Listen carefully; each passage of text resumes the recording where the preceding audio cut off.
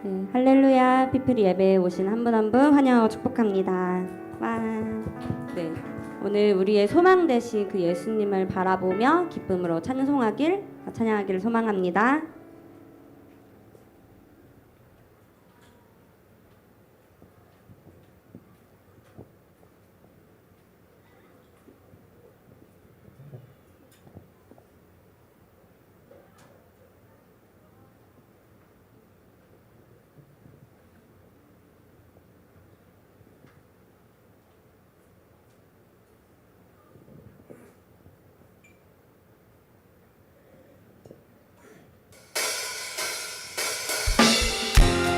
우리 이 시간 박수치면서 우리에게 기쁨 주시는 그 주님의 이름을 감사함으로 찬양합시다.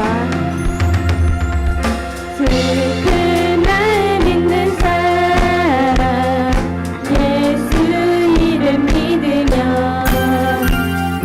영원토록 변함없는 기쁜 마음 얻으리.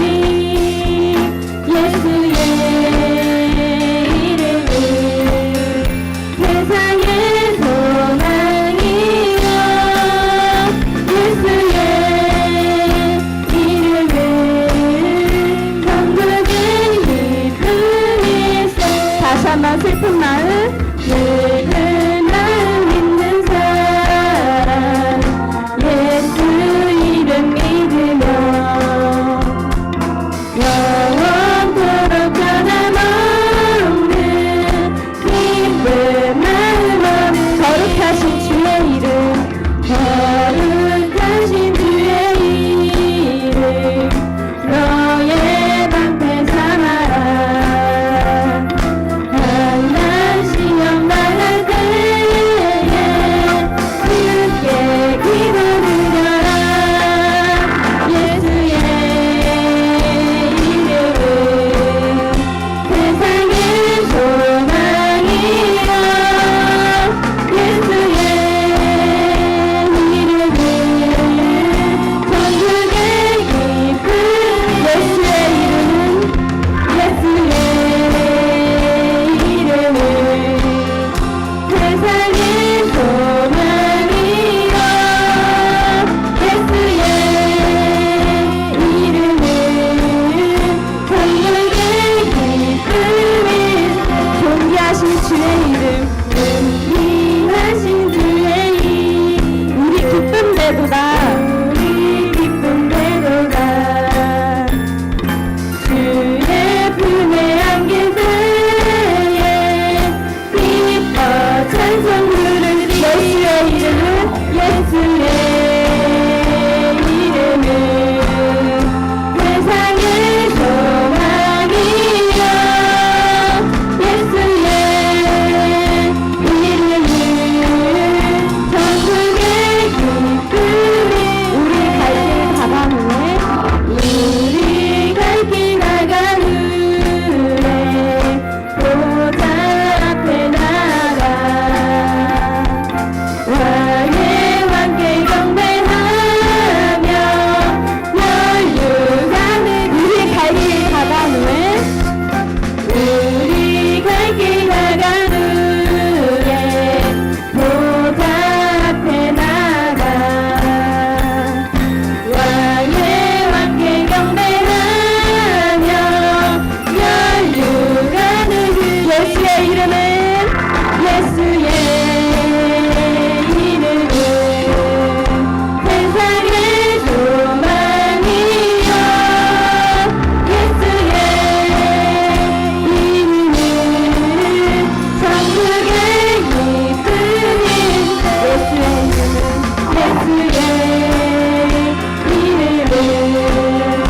세상의 소망이여 예수의 이름은 천국의 기쁨이. 예수님은 우리의 소망 되십니다. 예수 열방의 소망 예수 우리의 위로라. 주는 온 땅에 영원한 소망 예수 속에 빛 예수 변함없는 진리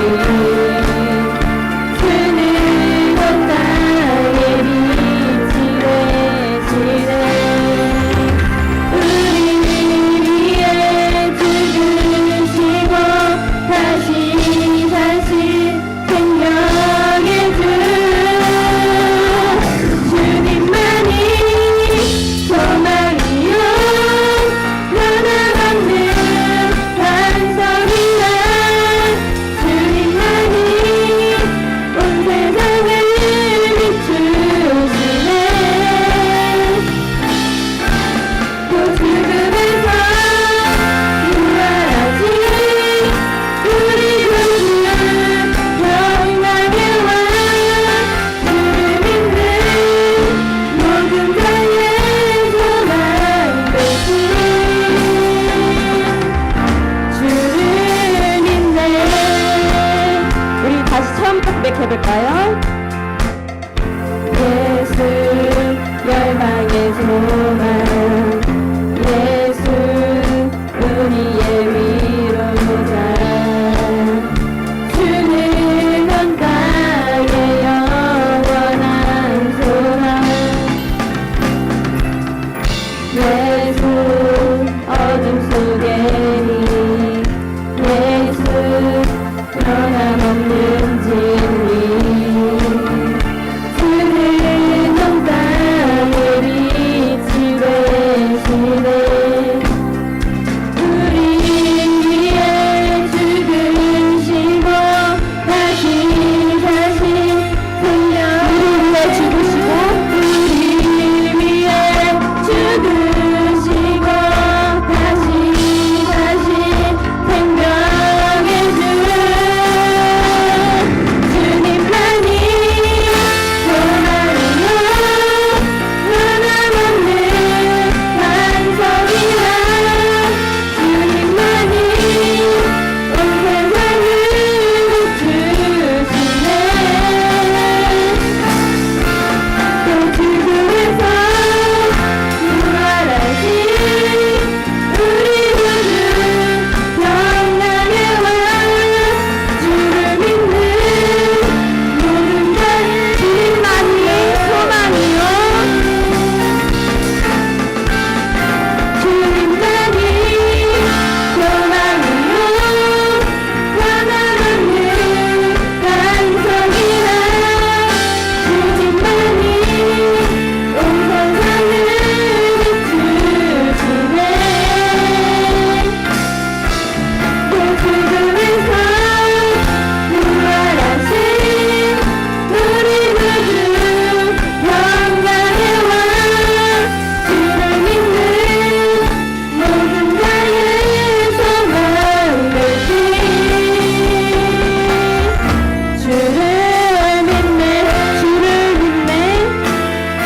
주를 믿네 마지막으로 주를 믿네 아멘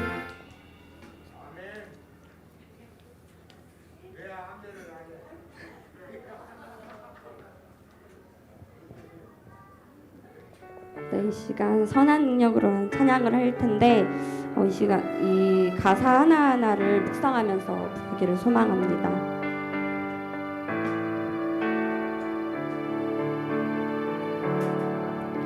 주 선한 능력으로 안으시네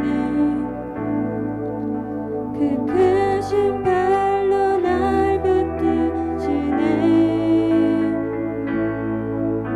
절망 속에도 흔들리지 않고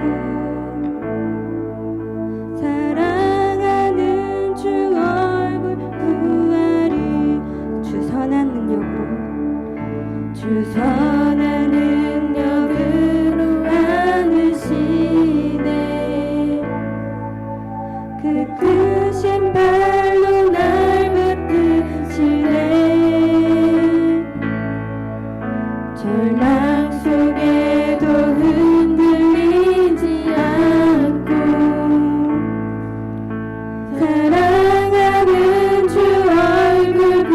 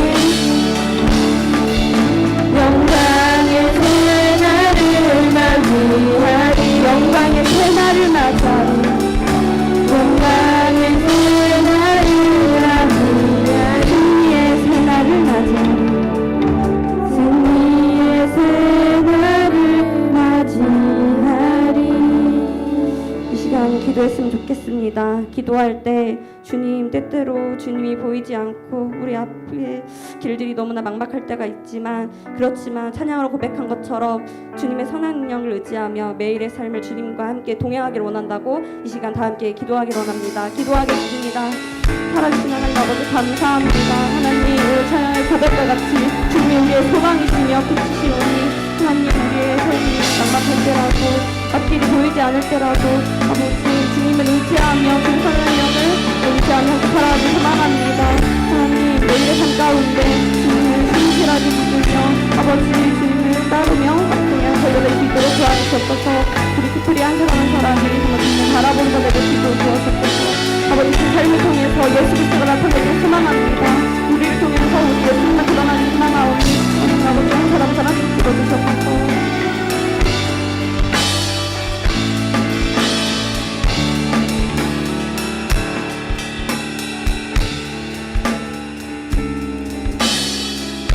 하나님 아버지 감사합니다. 우리가 오늘 이 시간 함께 하나님의 말씀이 있는 이 자리 가운데로 나왔습니다. 하나님의 선하신 능력이 우리를 붙드셨기에 우리가 이 자리에 설 수 있음을 고백하며 나아갑니다. 우리가 주님의 그 손을 의지하여서 하나님께 나아가오니 우리 예배 가운데 영광 받아 주시옵시고, 특별히 요한계시록의 말씀을 통하여서 우리가 하나님의 뜻을 알아갈 때에 우리 심령 가운데 성령이 깨닫게 하시는 놀라운 은혜가 넘쳐날 수 있도록 인도하여 주시옵소서. 감사드리며 예수님의 이름으로 기도합니다.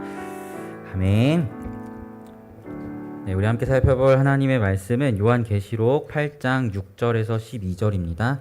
계시록 8장 6절에서 12절 말씀 우리 같이 합독하였으면 좋겠습니다. 계시록 8장 6절에서 12절 말씀입니다. 네, 신약성경 406쪽에 있습니다. 계시록 8장 6절에서 12절 말씀 다 찾으신 줄로 믿고 우리 같이 합독하도록 할게요. 같이 읽겠습니다. 시작. 7 나팔을 가진 7 천사가 나팔 불기를 준비하더라. 첫째 천사가 나팔을 부니 피 섞인 우박과 불이 나와서 땅에 쏟아짐에 땅의 3분의 1이 타버리고 수목의 3분의 1도 타버리고 각종 푸른 풀도 타버렸더라. 둘째 천사가 나팔을 부니 불붙는 큰 산과 같은 것이 바다에 던져짐에 바다의 3분의 1이 피가 되고 바닷 가운데 생명 가진 피조물들의 3분의 1이 죽고 배들의 3분의 1이 깨지더라. 셋째 천사가 나팔을 부니 횃불같이 타는 큰 별이 하늘에서 떨어져 강들의 3분의 1과 여러 물샘에 떨어지니 이 별 이름은 쓴쑥이라. 물의 3분의 1이 쓴쑥이 되매 그 물이 쓴물이 되므로 많은 사람이 죽더라. 넷째 천사가 나팔을 부니 해 3분의 1과 달 3분의 1과 별 3분의 1이 타격을 받아 그 3분의 1이 어두워지니 낮 3분의 1은 비추임이 없고 밤도 그러하더라. 아멘. 네, 우리가 요한계시록을 세대통합 예배 때마다 계속해서 살펴보고 있는데요. 점점 뒤에 후반부로 환상이 막 나오고 할수록 제가 이제 설교를 준비하는 게 아니라 강의를 준비하는 것 같은 생각이 들어요. 제가 이제 PPT를 준비해 왔는데 PPT를 많이 만들었다는 것은 그만큼 내용이 복잡하고 어렵다는 이야기인데요. 오늘 이 시간 제가 최대한 잘 설명을 해볼 테니까 우리 하나님의 크신 말씀의 빛을 우리가 발견할 수 있는 이 시간이 되었으면 좋겠습니다. 우리 PPT를 한번 띄워주시고 같이 넘겨주시면 좋을 것 같아요.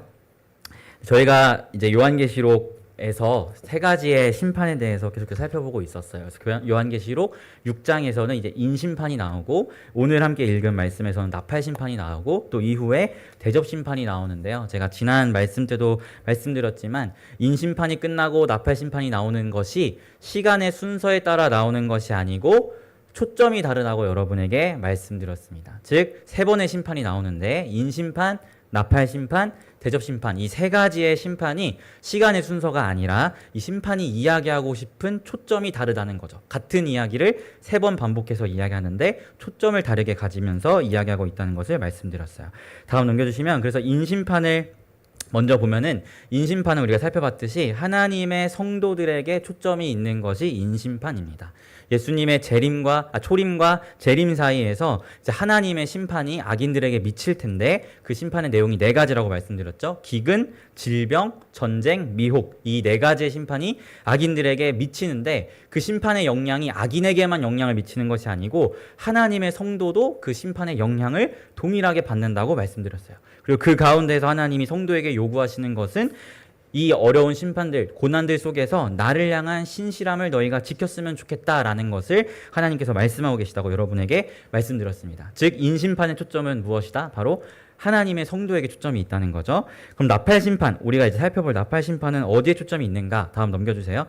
네, 나팔 심판은 바로 예수를 믿지 않는 이 악인들, 죄인들에게 초점이 있는 것입니다. 즉 인심판과 동일한 이야기를 하지만 악인에게 초점을 두고 이야기하고 있는 것이 나팔 심판이라는 것인데요.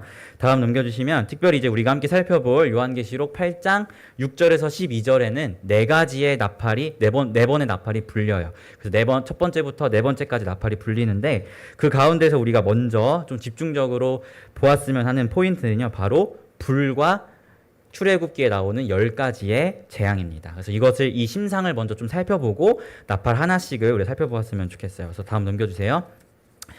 먼저 우리가 이 계시록 8장 6절에서 12절에 나오는 것 중에 핵심적으로 봐야 되는 심상이 불인데요. 8장 7절을 보면 피 섞인 우박과 불, 8장 8절을 보면 불 붙는 큰 산, 그리고 8장 10절을 보면 횃불같이 타는 큰 별, 이렇게 불에 대한 이야기를 계속해서 이야기합니다. 근데 특별히 계시록 4장 5절을 우리 한번 같이 읽어볼까요? 계시록 4장 5절 같이 읽어볼게요. 시작. 보좌로부터 번개와 음성과 우레소리가 나고 보좌 앞에 켠 등불 7이 있으니 이는 하나님의 7 영이라. 아멘. 특별히 이제 불이라는 것이 계속해서 반복해서 나오는데요. 이 불은 이 심판들이 하나님의 보좌 앞에서 나오는 심판임을 이야기해주고 있어요. 왜냐하면 계시록 4장에서 하나님의 보좌 앞에 켜져 있는 등불을 이야기하고 있는데 이로부터 시작되는 심판들임을 이 계시록 8장에서 나오는 이 불이라는 단어가 보여주고 있는 것이죠. 즉 불이 의미하는 게 무엇이라고요? 이 심판들이 하나님의 보좌로부터 하나님이 내리시는 심판인 것을 의미합니다. 두 번째로 우리가 주목했으면 하는 심판은요, 바로 출애굽의 10재앙이에요. 특별히 계시록 8장 7절을 보면 피 섞인 우박과 불, 그 8장 8절엔 바다가 피가 되고 12절에는 3분의 1이 어두워지니 라고 표현하고 있는데 우리가 출애굽기를 보면 잘 알고 있죠. 우박이 내리는 열재앙이 있었고 물이 피가 되는 재앙이 있었고 흑암이 덮치는 재앙들이 있었어요. 이런 출애굽기에 나오는 10가지의 재앙 중에 일부를 차용해서 출애굽 10재앙의 신상들을 이 나팔 심판 가운데 비춰주고 있습니다. 이것은 무엇을 의미하냐면 바로 출애굽기의 그 10가지의 재앙이 애굽 사람들의 완악함을 징벌하면서 이스라엘의 하나님이 살아계신 분이다라는 것을 증명하는 것에 의도가 있었잖아요. 그런 것처럼 이 출애굽 10재앙의 심판을 나팔 심판에 갖다 끼워 넣은 것은 이 심판들이 악인들의 완악함을 징벌하면서 하나님의 전능하심과 살아계심을 드러내는 것에 초점이 있다는 것을 확증해 주는 거예요. 즉 불과 이 출애굽 10가지의 심판을 10가지의 재앙을 통해서 이 나팔 심판이 보여주고 있는 것이 뭐라고요?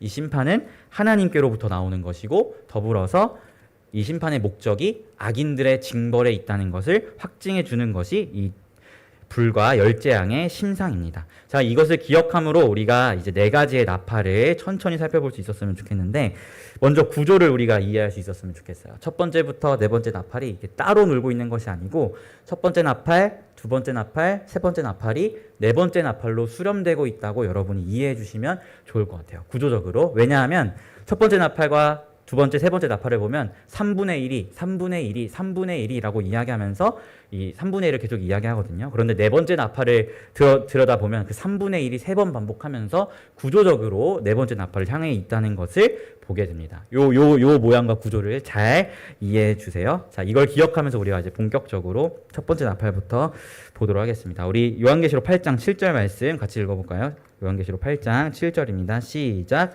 첫째 천사가 나팔을 부니 피 섞인 우박과 불이 나와서 땅에 쏟아짐에 땅의 3분의 1이 타버리고 수목의 3분의 1도 타버리고 각종 푸른 풀도 타버렸더라. 아멘. 계시록 8장 7절에서 뭐라고 이야기하나요?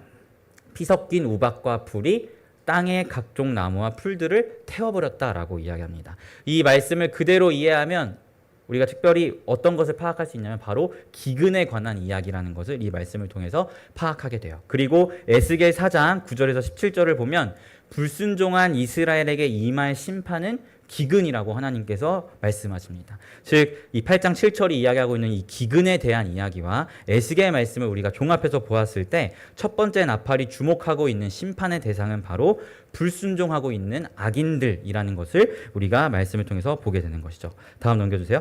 네, 그래서 첫 번째 나팔이 이야기하는 게 뭐라고요? 하나님께 불순종하는 악인들을 심판하는 것이 첫 번째 나팔이 이야기하고 있는 바입니다. 그럼 두 번째 나팔은 무엇에 초점을 두고 심판하는지 살펴보았으면 좋겠는데 우리 8장 8절 같이 읽어볼게요. 8장 8절 시작. 둘째 천사가 나팔을 부니 불붙는 큰 산과 같은 것이 바다에 던져짐에 바다의 3분의 1이 피가 되고 9절 읽을게요. 바닷 가운데 생명 가진 피조물들의 3분의 1이 죽고 배들의 3분의 1이 깨지더라. 아멘. 특별히 8장 8절에서 우리가 볼 수 있는 것은 불 붙는 큰 산이라는 표현입니다.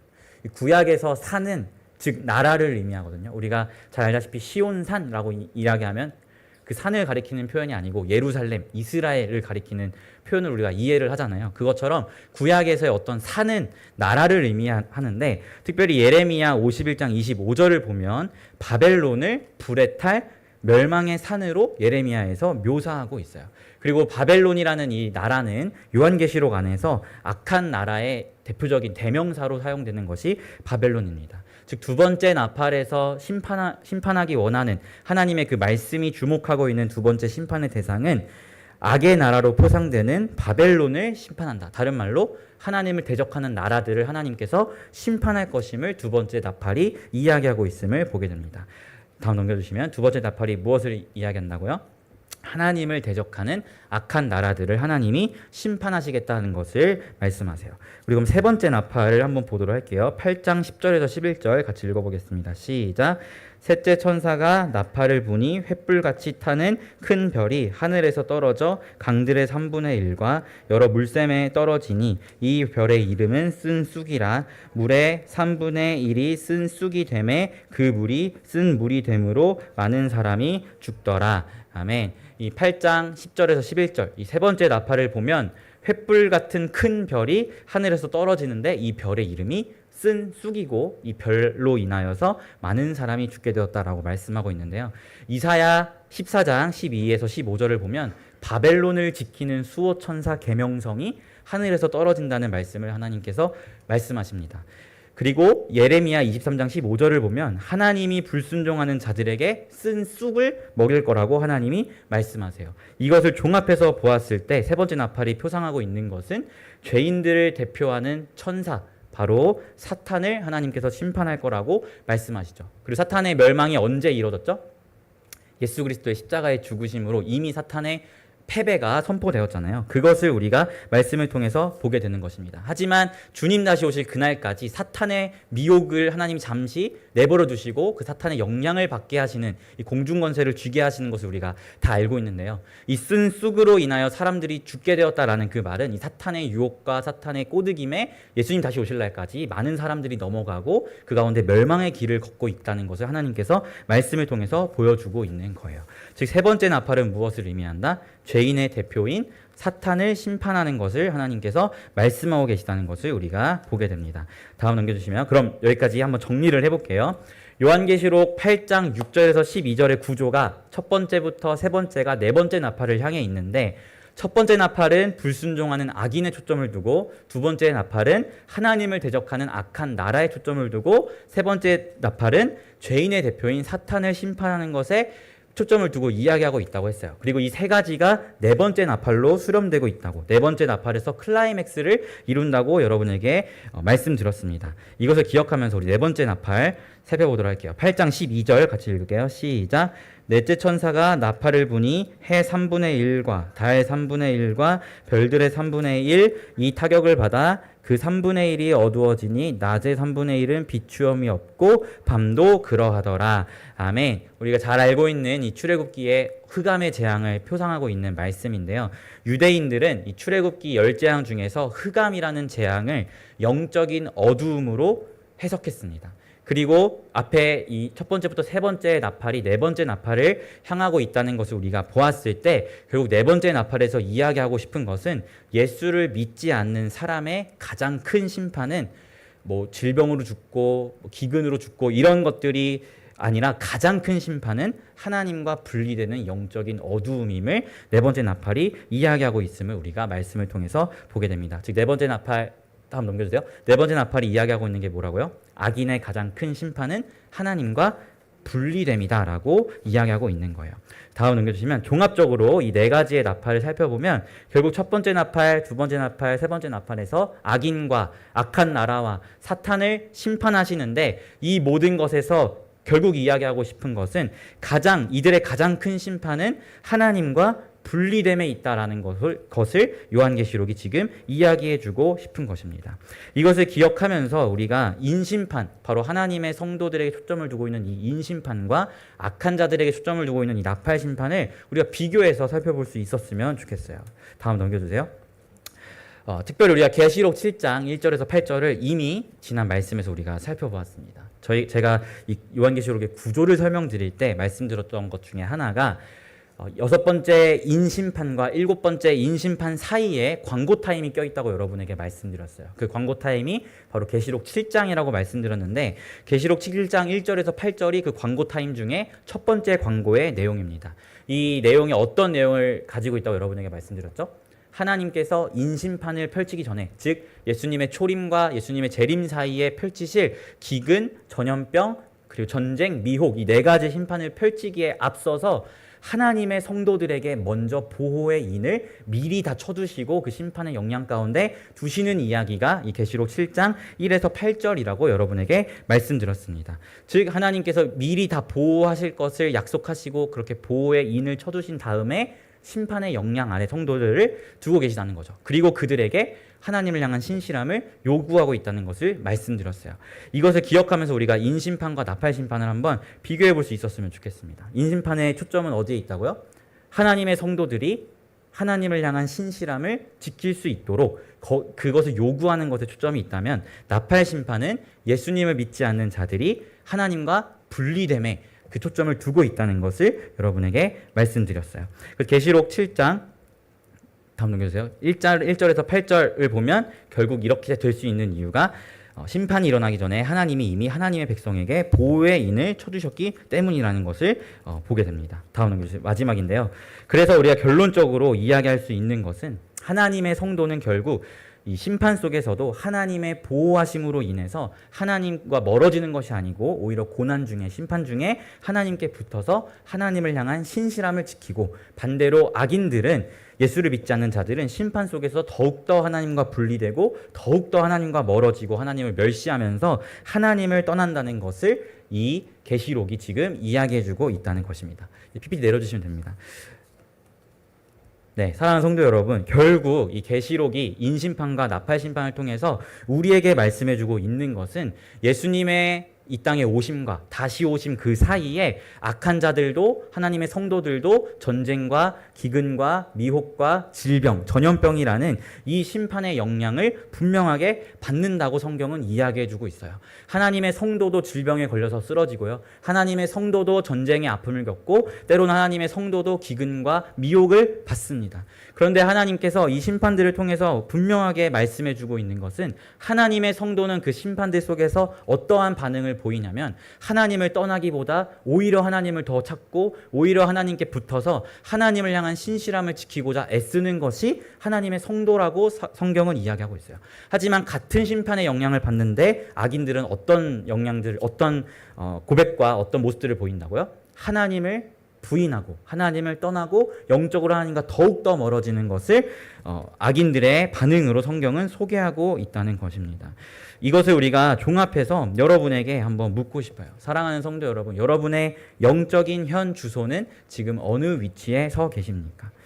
삶의 여러 가지 심판과 하나님의 그 주시는 고난과 어려움들이 우리를 찾아올 수 있어요. 왜냐하면 계시록 6장이 이야기하고 있듯이 이런 심판의 영향들이 성도에게도 동일하게 미치기 때문이에요. 그런데 그 속에서 하나님의 성도의 반응과 악인의 반응은 다르다는 것을 여러분들이 기억할 수 있었으면 좋겠습니다. 그리고 나는 지금 내 삶의 고난과 내 삶의 어려움 속에서 어떻게 하나님을 향한 반응을 드리고 있는지, 어떤 반응을 보이고 있는지를 돌아보면서 나의 영적인 현주소가 지금 어디인지를 돌아볼 수 있는 여러분들이 되었으면 좋겠습니다. 하나님의 성도는 하나님께 더욱더 붙어서 하나님을 더욱더 찾고 하나님을 더욱더 의지한다면 악인은 예수를 믿지 않는 자들은 하나님과 더욱더 멀어지는 것이 그들의 반응이라는 것을 여러분들이 기억하셨으면 좋겠어요. 제가 지난주에 몽골에 다녀왔어요. 저희 CCC에서 좀 사역이 있어가지고 몽골에 다녀왔는데요. 그 몽골에서 제가 한 간사, 몽골인인 간사를 만났는데 그 몽골인인 간사가 저한테 한 이야기를 해줬거든요. 어떤 이야기였냐면 비암바라는 간사인데요. 그 간사가 3살짜리 아들이 있어요. 3살짜리 아들이 있는데 3개월 전에 3살짜리 아들에게서 뇌종양이 발견됐대요. 3살인데 아직 3살인데 그래서 그 의사의 이제 뇌종양이라는 그 판단을 그 진단을 듣고 하늘이 무너진 거죠. 정말 이 소중한 너무 어리고 너무 이 작은 아이가 뇌종양을 겪어서 머리를 다 밀고 이제 그 관련된 치료를 받아야 하는 그런 과정 가운데 이제 있는 간사의 이야기를 들었는데요. 그런데 그 간사가 저에게 어떤 이야기를 해줬냐면 사실 그 가운데에서 내 아들이 그것도 되게 어린 아들이 뇌종양으로 지금 엄청난 고생과 이 아픔을 겪고 있는데 충분히 하나님을 향한 원망을 고백할 수 있잖아요. 솔직히 하나님 나한테 왜 그러세요? 내가 이 어려운 나라에서 후원을 받으면서 캠퍼스 선교사로 살아가고자 부단히 애쓰는 나에게 하나님 왜 이런 일을 주세요라고 하나님께 원망하고 어쩌면 하나님을 떠나고자 하는 그런 모습들을 보일 수도 있었을 텐데 그 간사가 저에게 어떤 이야기를 했냐면 그 아들이 아픈 그 과정을 겪으면서 나를 향한 하나님의 사랑이 무엇인지를 알게 되었다라고 고백을 하는 거예요. 내 아들이 아픈 만큼 나도 그 아픔 가운데 함께 하고 싶고 내 아들이 아픈 그 과정의 여정들을 아빠로서 함께 걸어가고 싶은 그 부모의 마음을 경험하면서 아 하나님이 나를 향한 이런 사랑을 가지고 계셨구나. 내가 죄 가운데 거하였을 때 하나님이 나에게 먼저 은혜를 주신 것은 이러한 마음으로 나를 바라보시고 나를 사랑하셨기 때문에 나에게 이러한 은혜들을 주셨구나라는 오히려 원망보다 하나님을 향한 사랑을 고백하고 나를 향한 하나님의 마음이 무엇인지를 알게 되었다라는 그런 고백을 하더라고요. 사랑하는 성도 여러분, 솔직히 이것이 하나님의 성도가 아니라면 할 수 있는 고백일까요? 우리 삶 가운데 찾아오는 너무나 많은 어려움들이 있어요. 그런데 하나님의 성도들은 그 가운데에서 언제나 하나님을 향한 믿음과 신실함을 고백하게 된다는 것을 우리가 말씀을 통해서 보게 됩니다. 이거 정신승리가 아니라 성경이 그렇게 증명하고 있는 거예요. 같은 상황을 경험해도 하나님을 믿지 않는 악인들은 오히려 하나님을 저주하고 떠납니다. 하지만 하나님의 성도들은 그 가운데에서 하나님을 저주하기는커녕 하나님에 향한 사랑을 고백하고 하나님의 은혜를 고백하는 것이 하나님의 성도라는 것을 보게 돼요. 우리 사랑하는 피플스 교회도 너무나 아픈 시간들을 보내고 있습니다. 우리 하연이가 쓰러진 지 이제 1년이 넘었는데 그 속에서 우리 교회의 지난 1년을 돌아보면서 우리 교회의 영적인 현 주소는 어디에 있는가 이것을 돌아볼 수 있는 성도님들이 되었으면 좋겠습니다. 그리고 어떻게 보면 하나님께서 아무리 기도해도 역사하지 아니하시는 것만 같은 이 시간들을 우리가 걸어가고 있는데 그 가운데에서 나의 하나님을 향한 고백은 어떠한지 여러분들이 돌아보면서 여러분의 영적인 현 주소를 점검하실 수 있는 여러분들이 되었으면 좋겠습니다. 또 이 외에도 여러분의 삶 가운데 겪게 되는 크고 작은 고난들, 이 심판의 영향들, 이 여러분의 삶 가운데 분명하게 찾아와요. 그 가운데에서 나는 지금 하나님을 향한 어떤 고백을 드리고 있고 어떤 반응을 드리고 있는지, 성경이 증거하고 있는 하나님의 성도에 합당한 반응을 보이고 있는지 아니면 예수를 떠난 사람과 같은 동일한 반응을 보이고 있는지 여러분들이 여러분의 신앙을 점검하실 수 있는 여러분들이 되었으면 좋겠습니다. 그리고 여러분이 혹 이 어려운 시간들 속에서 하나님을 향한 분리됨과 하나님을 더욱더 떠나려 했던 삶의 모습들이 있다면 예수 그리스도의 복음 앞으로 다시 서시기를 부탁드립니다. 하나님을 떠나는, 하나님과 분리되는 것은 예수를 믿지 않는 자들의 고백이기 때문에 나의 삶을 점검해 보았을 때 그런 모습이 있었다면 다시금 복음 앞에 서서 예수 그리스도를 향한 여러분의 믿음과 신앙을 고백할 수 있는 여러분들이 되었으면 좋겠습니다. 이것은 여러분의 구원을 의심하라는 말이 아니에요. 여러분의 구원을 점검하라는 말씀입니다. 청도교들은 항상 매일같이 자신의 구원을 점검하였다고 해요. 나의 구원을 의심하는 게 아니고 오늘 나의 삶의 고백과 오늘 나의 삶의 이야기가 하나님께 구원받은 자다운 삶이었는가? 나의 구원은 오늘도 안녕한가? 이것을 계속해서 점검했던 것이 청교도였다고 신학자들은 이야기하거든요. 전 여러분에게 이것을 도전드리고 싶어요. 여러분의 구원을 의심하는 것이 아니고 여러분의 구원을 오늘 이 시간 점검하면서 나의 고백이 예수를 믿는 자의 고백인지 예수를 믿지 않는 자의 고백인지를 여러분들이 돌아보셨으면 좋겠습니다. 그리고 예수를 믿지 않는 자의 고백이 여러분의 삶 가운데 있었다면 다시금 예수 그리스도의 복음 앞에 서서 하나님의 성도로서의 고백을 드리며 나아가는 여러분들이 되었으면 좋겠습니다. 사랑하는 성도 여러분, 하나님의 성도는 어떠한 상황 가운데서도 하나님께 매달리고 하나님께 붙어있다는 것을 기억하면서 주님 다시 오실 날까지 이 믿음의 신실함을 지키며 나아간 여러분이 되시기를 예수님의 이름으로 소망합니다. 아멘. 제가 기도하면서 다음 기도에 이어서 하도록 하겠습니다. 기도하겠습니다. 하나님 아버지, 우리 계시록의 말씀을 통하여서 하나님의 성도가 보여야 할 반응이 무엇인지를 살펴보았습니다. 우리 이 시간 사랑하는 피플스 교회가 우리의 영적인 현 주소를 점검하며 나아가기를 소망합니다. 예수를 믿지 않는 자의 모습과 다를 것이 없다면 이 시간 다시 한번 우리가 복음 앞에 서서 예수를 우리의 구원자 하나님으로 고백하면서 예수 그리스도를 향한 신실한 믿음의 고백을 주님 다시 오실 날까지 드리며 나아가는 우리 교회가 될 수 있도록 주님이 인도하여 주시옵소서. 감사드리며 예수님의 이름으로 기도합니다. 아멘.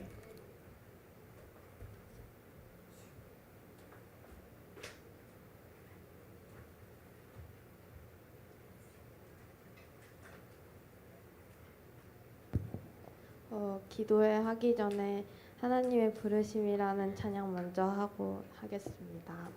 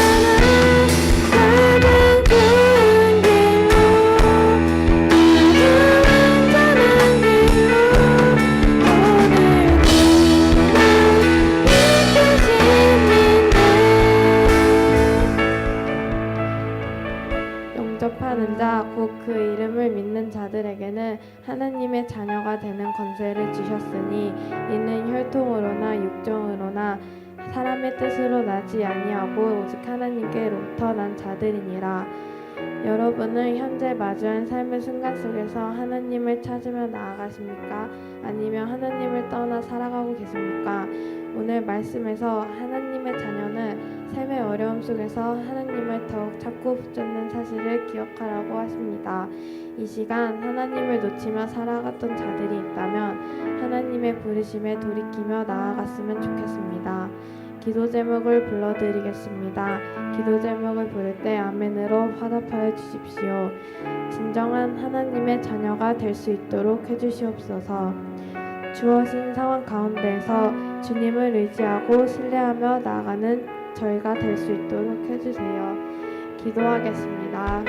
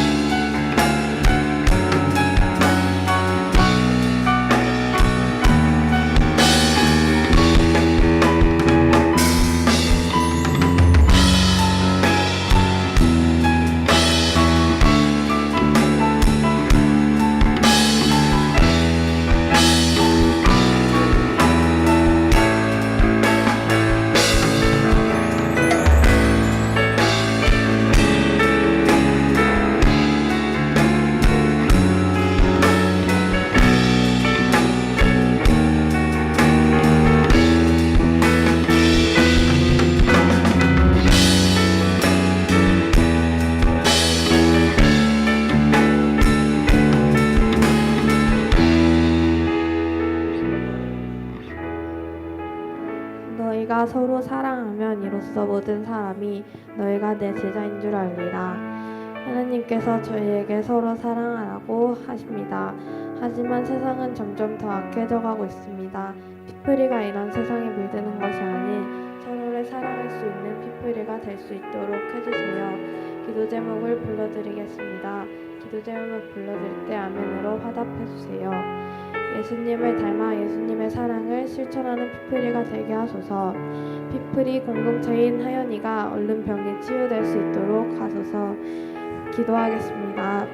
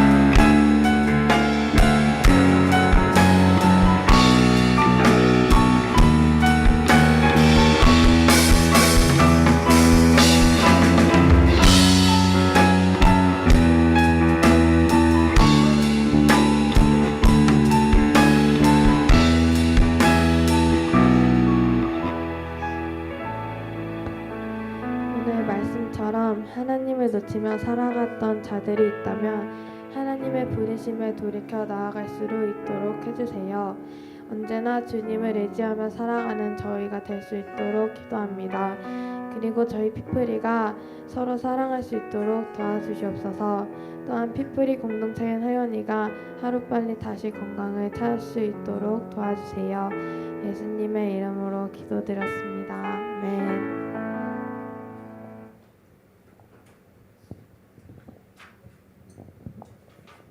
이 시간은 주님께 헌금 올려드리는 시간입니다. 다 함께 찬양하며 주님께 헌금 올려드리도록 하겠습니다.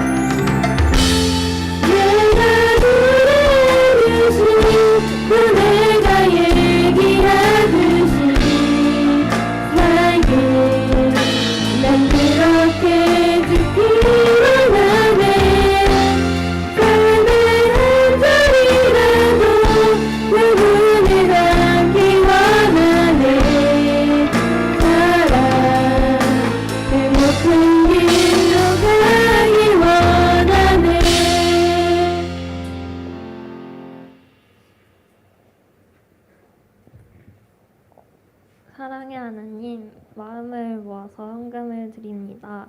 이 헌금이 하나님 나라에 귀하게 쓰일 수 있도록 해주세요. 예수님의 이름으로 기도드렸습니다. 아멘. 네, 이 시간은 축복하는 시간인데요. 서로를 바라보면서 기쁨으로 축복하기를 원합니다.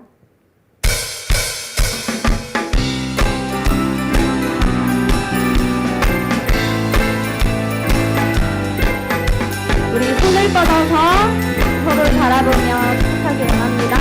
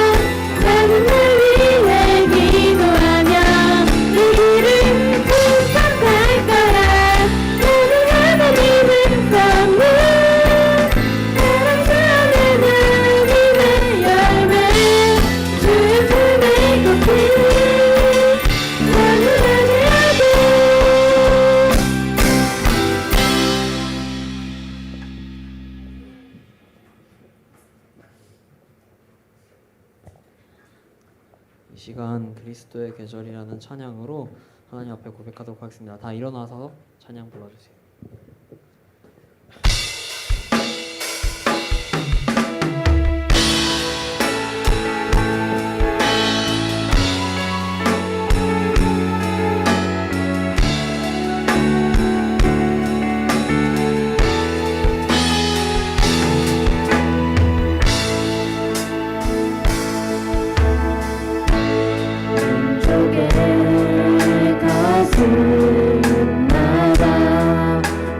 모든 그리스도를 심어 이 땅에 부르고 부는 그리스도의 계절이 오게 하소서 오게 하소서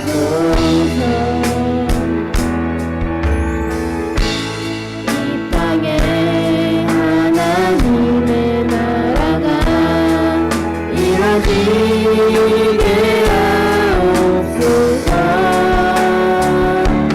모든 사람의 마음과 교회와 가족에도 하나님 나라가 임하게 하여 주소서 주의 청년들이 예수의 꿈을 꾸고 이루 구원의 환상을 보게 하소서 한 손은 복음 들고 한 손은 사랑을 들고 온 땅 구석 누비는 나 내게 하소서 우와 준비! 이쪽에 가지 마라! 이모는 그리스도를 심어 이 땅에 부르고 부를 그리스도의 계절이 오게 하자 오게 하자 꼭 오게 하자 누가 언제 연락 누가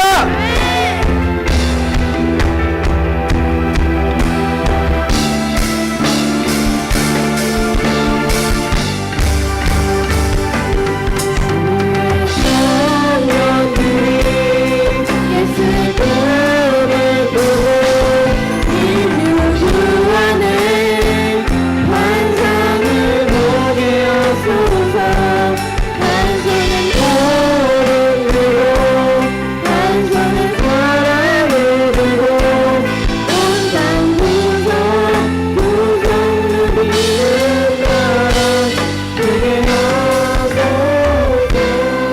주기도문하심으로 모든 예배 순서 마치도록 하겠습니다.